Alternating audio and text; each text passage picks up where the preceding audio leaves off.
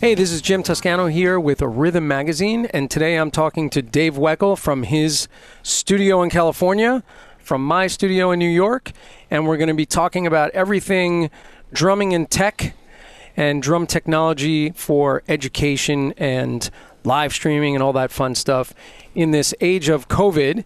And so, welcome my guest, Dave Weckl. Jim, thanks for having me, man. All right, good to be here. I'm let's see, well, it's a little cold today. It's 59 here in LA, so I know you've got some snow back there on the East Coast, so sorry, just rubbing it in a little bit. But thank you. How much longer I'll be in this warm weather, so we'll see. But anyway, yes, very good to be here, man. Yeah, I wanted to just say right off the bat that Jim was responsible for really helping me get all of my system straightened out. I'm still bugging him with questions every now and then, but very helpful there, my man, in getting me going here. So I want to thank you for that. Well, yeah, it's been my pleasure. It's been really fun working with you on it, and I have to say you are way ahead of the curve than most people as far as technology. Your studio, being that you have an online school, your studio looks great. It sounds great to begin with. So really, it was just making the connection to get that stuff online and get you into a situation where you could teach through these platforms like Zoom that everybody's working on these days. And so kind of bring me through when the lockdown began. What was the first thing that you realized you had to do in the studio?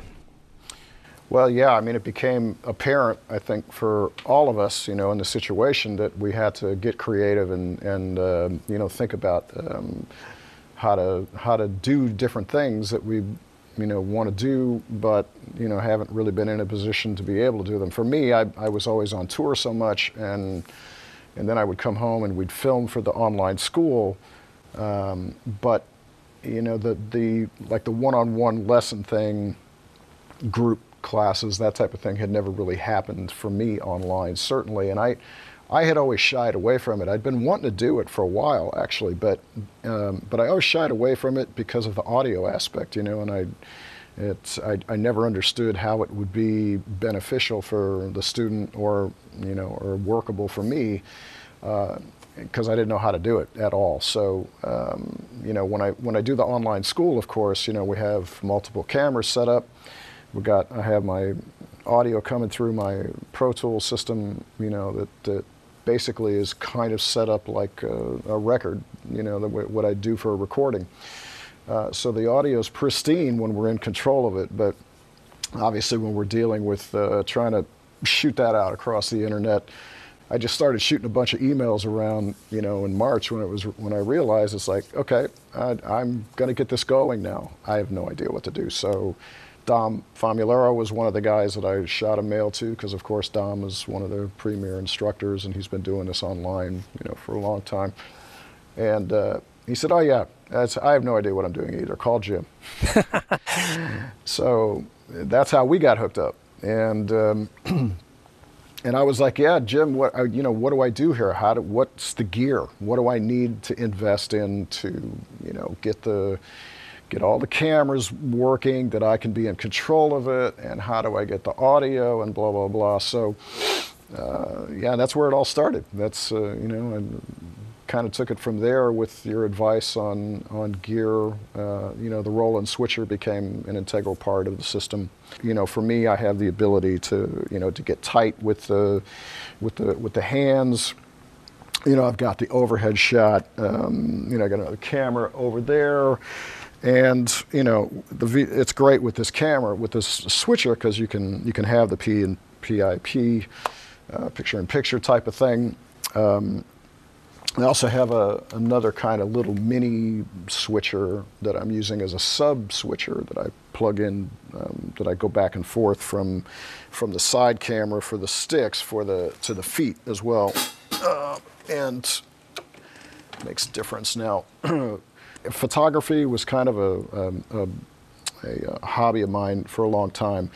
So I kind of understood the importance of lighting, and I did a lot of reading about it and research, and of, you know, when I first started getting into photography, which carried over into video, and just the amount of light, the color, the temperature, the placement, all that stuff is vital. I learned, and that's the biggest thing, I guess, that I struggle with students is, a lot of guys will set up cameras with a window open behind them, and it's like, I can't see anything, so you always want to have the lights behind the camera and coming down at you, and backlighting is important. So, I've had quite a few students since March myself, and it makes such a huge difference when the student has the ability and the understanding of how to get the difference between the drums and the voice and all that type of stuff. And I guess that, I get a lot of questions about the vocal aspect. Now, you and I do this one differently too,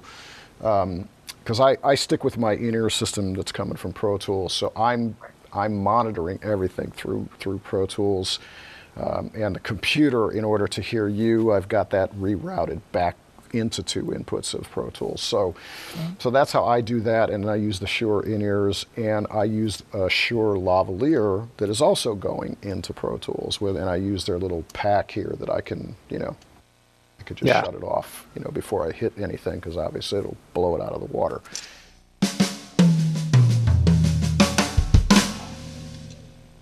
Yeah, it was really funny. I coached Stanton Moore, and in the very beginning of his, there was a big learning curve with muting the lavalier, and he and I talked about that. But I bought him a mic mute switch, or I sent him a link for a mic mute switch. So he's got a stomp box, so he can shut off his lavalier, which doesn't have the pack. So it's a Shure that's going directly into this mic mute unit. So I think Peter Erskine uses something like that too, if I'm not mistaken. My system, because I also have a little studio in Italy that I spend a lot of time at with my wife over there as well. So I kind of built a room there, and it's a much smaller system. But I ended up getting a lavalier, and also without the pack. But they sell this other unit that you can also hook onto your belt, and it's also a switcher. Oh, nice. An on and off switch. So I was just used to this. The foot thing was kind of, it's like I needed more thing on the floor, like I needed a hole in the head. So it was just easier for me to keep this system going. Then when I got back to this one, it wasn't such a change. But like I said, I mean, I tell students too that because all this stuff costs money, right? So it's it depends on your budget and your where you're at with the financial aspect. But I always just tell students, look, put one microphone up here, right above your head, a decent mic, and just leave it on all the time. That's the only mic you need for the drums. Right. Maybe a kick drum mic out there, and then you can hear the voice enough through that. So if you absolutely. And in Italy too, when I was first starting to teach over there, before I had the lav, I just had a 57 or 58 hooked up. And I would switch it on and off. But actually with that one I could leave it on because it was super cardio. It was very directional, and so it didn't matter if it was on when I was playing or not. So you and I met a couple times over Zoom while you were in Italy, and I remember you were speaking into that microphone, and you were using an older interface, right? So you had to do another setup, and you weren't able to ship the switcher over. So you came up with a different system of running the cameras, right? So now you had to create 2 different workflows. So was that like a big challenge to try to get the Italy system up and working, or?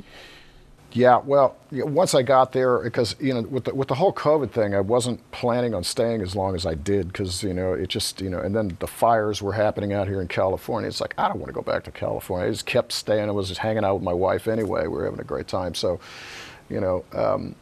so I was just, it took me a couple of weeks at least to get the system going.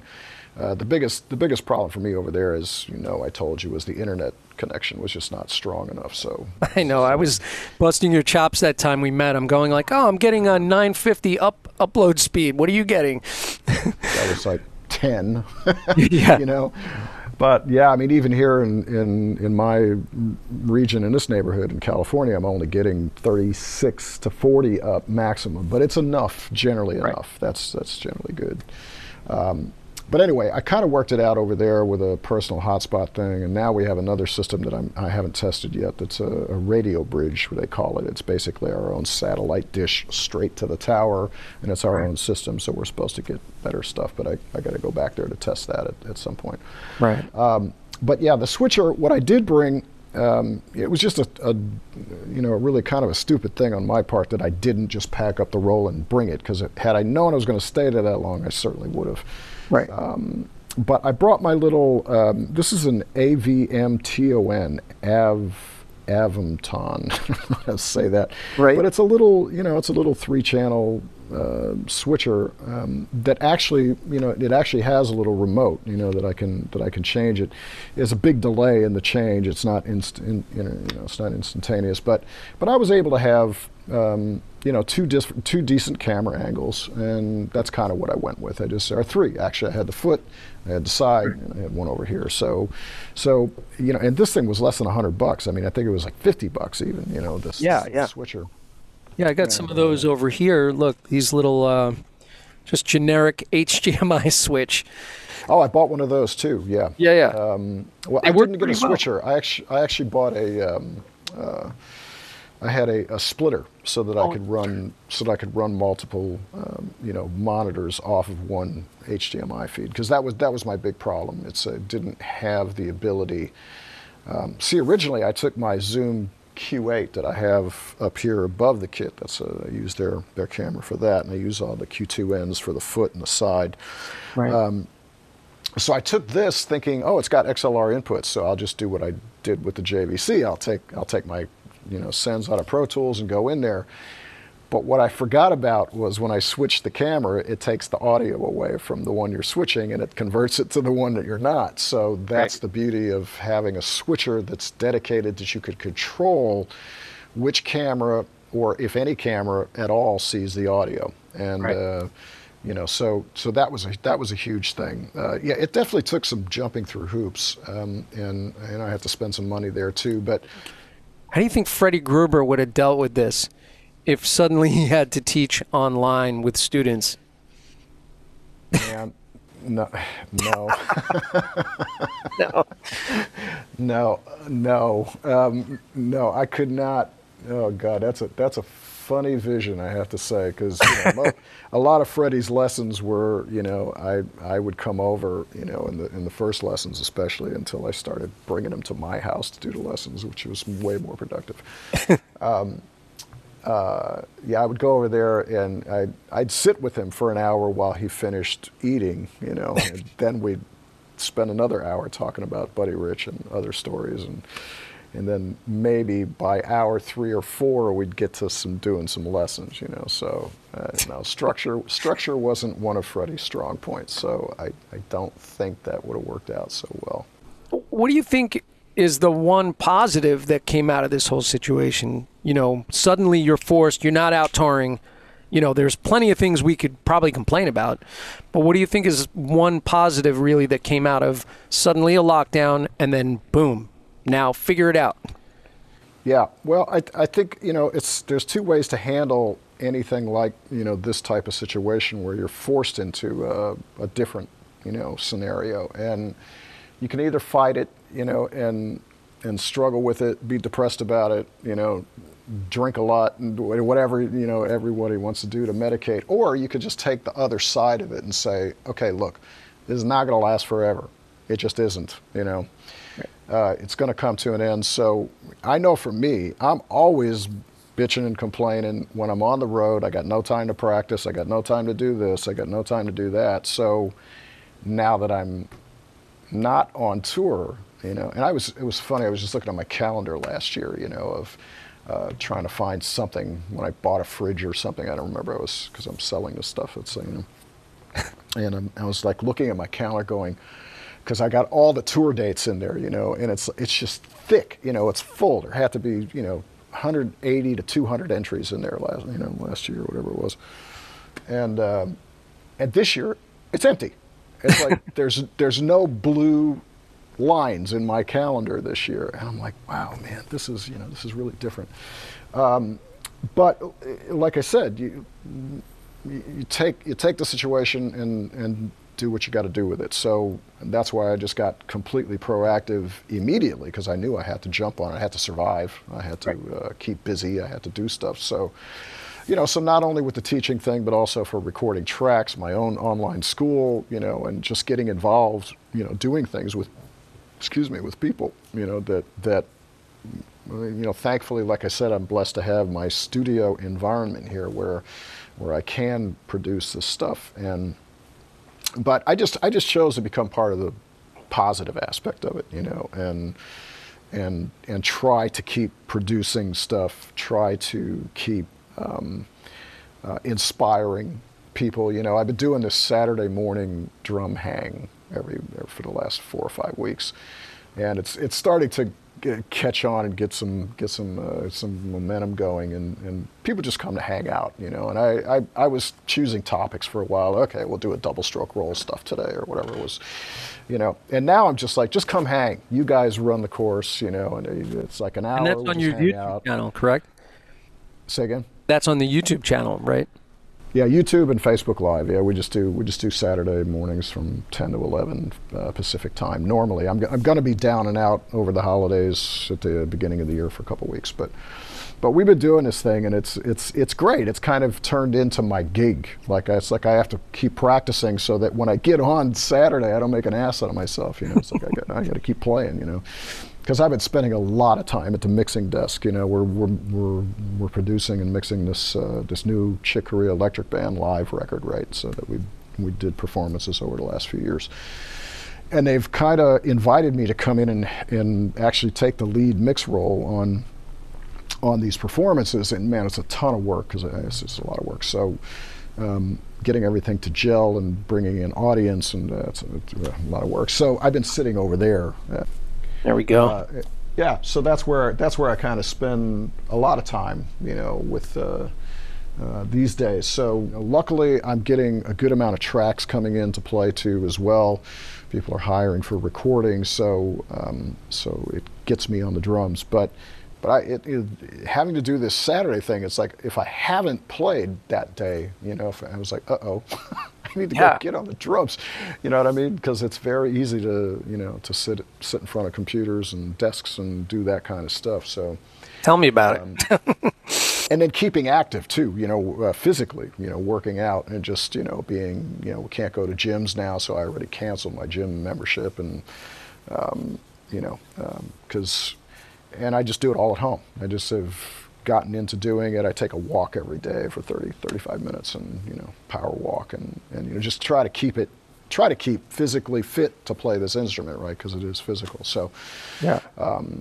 But yeah, that's how I'm trying to handle it. You know, it's certainly not easy, and like I said, hopefully, you know, our live music business scene, I mean, it's affecting a lot of people, not only the players, you know, there's crew and, you know, anybody that survives, you know, doing our stuff, man. It's been really tough. So yeah, just try to keep your head down and keep going, you know, with it. Because like I said, you know, it's not going to last forever. So I keep telling my students, it's like, look, now is the time to practice. It's like, get in the room and hit it, you know. It's like, work on your weaknesses, work on what you know you need to improve on, which is basically everything. We always need to improve on everything. So, you know, to just keep it going, because it's going to come back to, oh, we're working again, and now I got no time to do anything. Maybe be complaining again. So yeah, so I would agree. The one thing that we did get out of this is more time.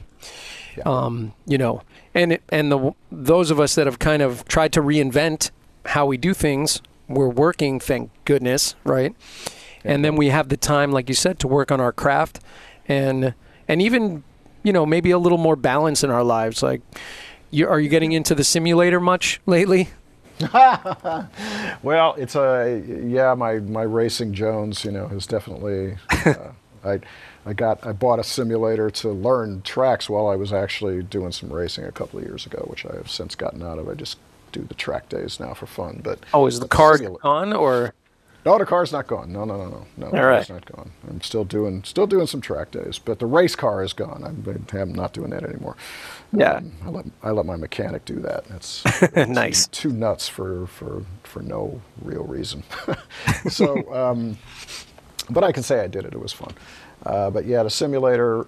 I actually have to be careful with that because it kind of hurts the hands if I'm doing it too much. So it's a low force feedback that is. You can dial it out, but there's some amazing programs, man. It's like being on the track somewhat. It's great. Wow. So, but yeah, that and just FaceTime with family, with people, talking to people. It's like we can't see the family. At least my daughter is up with her mom, so we try to hang out with distancing. And now my wife is coming. Clivia is coming from Italy to kind of help me with this. I'm selling my house here, so that we're moving to another place, and so she's coming in Saturday, and she has to quarantine, and then she's here for a month. But it's just like we're thinking, wow, this is going to be a really weird Christmas because it's it's like we can't see anybody. So, yeah, it's amazing. Where do you see the future of drum education because of all of this? Do you think that now online teaching is really just going to be the cornerstone of drum education, or do you think it'll eventually go back? Because from my experience, I have some people saying that they enjoy the online thing and that they feel like, yeah, they'll just stay that way, So what do you feel like is going to happen? Well, I'm never real good at crystal ball stuff, but I think that most people still enjoy the interaction of human to human, and having that that element be part of it. But having said that, what we're doing and what we're constantly getting better at doing, with the technology and everybody getting used to it and understanding how to work with it. I think it's here to stay, so I think it's a combination of factors that I know I have some students that are like, look, I'm studying with you, I'm doing this and I'm in your school, but man, as soon as I can, I want to come and sit with you. I want to do a one-on-one. So, right. So there's both things, and I think it's, I know for myself that, like I said, I had been wanting to get into Skype lessons. That was what we had all talked about before there even was other real platforms to use. And I'm like, how the hell is a Skype lesson going to work? It's like, besides a practice pad, the noise. Because I remember talking to Dom about this years ago, and I didn't really get answers then, because I think he was just doing mostly pad stuff. Yeah. But it's progressed into a place where, now that I was forced to figure it out, and thanks to you having figured it out already and helping me, now I have a system. I've got this in place that I can do it pretty much wherever I go with bringing a few cameras and whatever I need, So it's definitely now for me, even if I get back to any kind of normal touring or live work, this is going to continue to be a huge part of my income, my workflow, and my scheduling. Right. So for sure. So, you look at like 10 years of technology and how long it took for things to get from point A to point B, and now just from March till now, all the companies just stepped it up and started coming out with more interesting and just better gear, right? Have you had that experience? No, well, I haven't had the reason to look. Well, that's true. Yeah. You know what I mean? Because I got the system working, and I'm not in a big hurry to spend any more money on this stuff. So, so for right now, I'm cool because everything, I'm kind of that way. It's like, I don't know if you if you look at this, you can see my monitor here. That's like from 90 probably. It's an old 22-inch. It's considered retro at this point. I'll show that other camera shot. And then maybe you could just kind of speak to what you have kind of going on behind the scenes, just a little bit. Yeah. You know. Well, yeah. On that system over there, my desk is, it's kind of just a big mouse. It's the control surface for Pro Tools, Control 24. But I've got a whole rack of King mic preamps. Those are the ones that I tested and preferred when I was buying preamps a long time ago. I have a Universal Audio tube stereo amp there too. And you have your camera angles on the desk. So I can see. Yeah, well, yeah, it's that monitor is just mirroring what I'm looking at here. So, gotcha. I only have one monitor set up and it's the one that I use here. So I'm usually looking into that camera, and I'm usually just looking at the screen. So, and it looks like you have different some lighting behind you, and you also have a key light, which isn't in the shot now, but I saw the key light before. Yeah, I've got an umbrella light here that's kind of just a soft flood, and then I've got one main LED light. If I turn this camera like this and switch this, you can, so that's the main LED light is the one in the center out there, and then I've got other lights on the other side, one other light. But I'll tell you what, the ones that you're seeing from the iPhone there, these things up here, these are just cheap Home Depot work lights. Oh, okay. And I had built a lattice up here with wood slats that I could just clamp stuff on. And in fact, that's where the overhead mics are hanging from too. They're up there. Oh, sweet. So there's no stands on the floor. Yep. And yeah, I've got my camera clipped up there, and 1, 2, 3, 4 lights clipped up here from the back, mostly for backlighting and just looking at the kit this way, and then front lighting this way. But I think, like I said, the biggest mistake most folks make is that they don't have light behind the camera looking at them. So you just don't want light of any kind looking directly into the camera if you can avoid it, because like the iPhone shot, if you put that shot back up there, it's looking at these lights. So and I'm blasted out here from that light. I couldn't get to wouldn't allow me to get the exposure setting on the iPhone. But all of the rest of the cameras are kind of set the same, so that exposure is pretty similar. This one might be a little brighter, but even that one, they're all pretty similar, and a lot of it is just due to pretty even lighting everywhere. Yeah. Well, it was really amazing talking through everything with you. You and I have spent a bunch of time together talking tech over the last bunch of months, and I think for the readers and the people that are going to see this video from Rhythm Magazine are going to be very excited to see kind of a behind the scenes with you, which is kind of nice and rare to see, right? So yeah, cool, man. I enjoyed it, man. Always, like I said, you pretty much single-handedly were responsible for getting me going, so I really, really thank you again for that. And yeah, like I said, I'm looking forward to hearing about all the new stuff, because maybe some changes and upgrades will happen when I'm moving here. So yeah. So let's just tell all the readers where they can find you. First of all, if somebody wants to book you for a private lesson, what do they do? Everything's on my website. Just go to daveweckl.com, and the front page basically is a big advert for the school, and there's links to go to sign up for the school. There's also there's links on there for the private lesson thing. Yeah. We also have a private Facebook forum for just the students, and it's a great community. A lot of great players in there uploading videos, and everybody's commenting, and it's just kind of like it's a very cool private hang of information. I'm in there all the time, talking to folks and critiquing stuff. So, all right, awesome. Well, great hang today with you, and I'll be talking to you real soon, I'm sure. Okay. And I'm sure our readers are really excited to see you. So we'll talk to you later. Great. Enjoy the day. All right, Jim. Thanks. All right. See you, everybody. Always a pleasure to be involved with Rhythm and Louise. So yeah, have a good one, everybody. Be well, be healthy. See ya. All right. And that's a wrap.